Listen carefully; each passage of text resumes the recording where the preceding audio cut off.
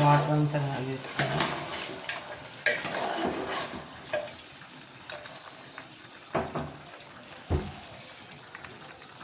కనిపిస్తుందా? ఇలా అయిన తర్వాత కొంచెం వాటర్ వేసేసుకొని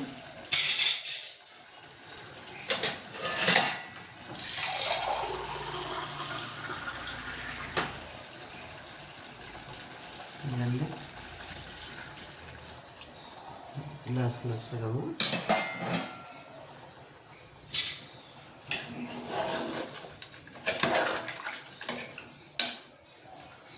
మూత పెట్టేస్తున్నాము. ఒక 4 విజిల్లు పెట్టుకుంటే బాగా మెత్తగా వచ్చేది. బోన్స్ కూడా బాగా ఉడుకుతుందండి. బోన్ బాగా ఉడికినప్పుడే మనకు టేస్ట్గా ఉంటుంది, తినటానికి వస్తుంది. బోన్ ఉడకనప్పుడు అది తలకాయలు అంతా వేస్ట్ అయిపోతుంది. వేస్ట్గానే తినడానికి ఏమి ఉండదు. అందుకని బాగా ఉడకనియాలి, అప్పుడు టేస్ట్ బాగా వస్తుంది. సరే అండి, ఉడికింది చూస్తాను.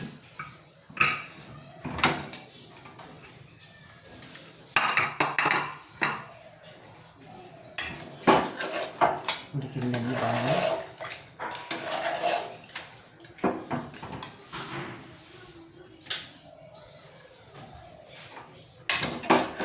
ఎక్కువ గ్రేవీ అవసరం లేదు, చికెన్ వంటసాల దీనికి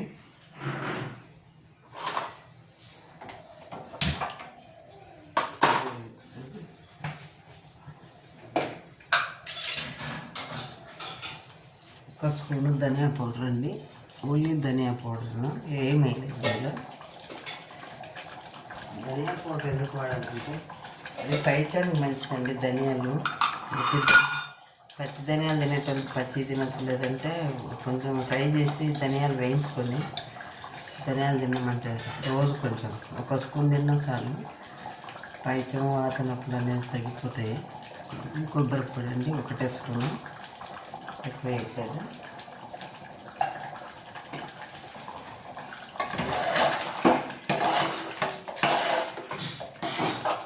సరే, ఎంత గ్రేవీ ఎంత బాగా వస్తుందో. ఉడికిందంటే స్టవ్ పెట్టేసుకున్నాము. ఇదండి రెడీ అయింది. వాటర్ కాకుండా ఇలా చేసుకోవాలండి, చాలా బాగుంటుంది. తలకాయ అంటే తలకాయ కూర అందరం తినాలండి. బాగా షార్ప్గా ఉండాలా బ్రెయిన్ అంటే మనకి తింటుంటేనే మంచిగా ఉంటుంది. బాలింతలనే కాదు, మనం కూడా తినచ్చు. పిల్లలకి బాగా ముఖ్యంగా పెట్టాలండి. మన బ్రెయిన్ పని చేయాలంటే ఇది తింటుండాలి అప్పుడప్పుడు. చాలా అంటే కొంతమందికి తెలియదు ఇది వండుకోవడం, తినడం కూడా. పిల్లలకి తలకాయ అంటే అసలు తెలియదు. మనం వండి తినబెట్టేస్తే మంచిది, చాలా బాగుంటుందండి ఇది. మేము ఎప్పుడు తింటుంటాం కాబట్టి మాకు అలవాటు ఇది. చూడండి, మసాలా వేయక్కర్లేదు ఇప్పుడు. అంతలో చెక్క లవంగా ఘాటు కదా.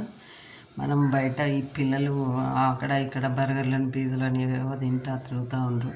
ఇక మళ్ళీ ఇంట్లో కూడా మసాలాలు వేసి వండితే అదే మసాలా అవుతుంది.